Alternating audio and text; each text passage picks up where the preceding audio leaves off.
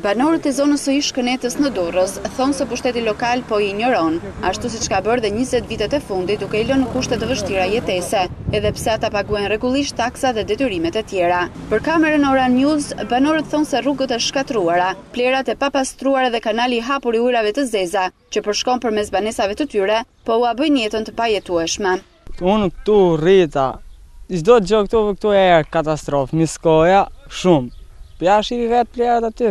Çdo gjë. Kur sa del mëngjes, vjen aroma e ujrave zeza. Kjo ka vite, ne presim, shumë premtime kanë dhënë, edhe presim akoma, kemi shpresa që si vjet sikur kanë filluar pastrimet e 2 kanaleve kryesore.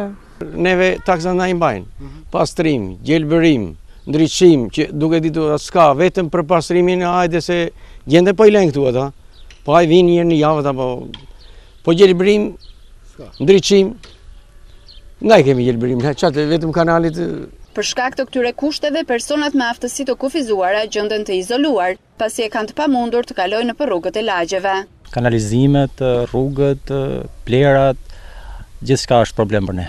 Dhe është shumë vështirë tesa këto, por s'kem çfarë më bë. Rrugët, infrastruktura, kemi shumë pengesa. Prej më shumë se 20 vjetësh në këtë zonë nuk është kryer asnjë investim. Me afrimin e verës, emergjent bëhet problemi i kanalit të hapur të ujrave të zeza, që kthehet në burim sëmundjesh.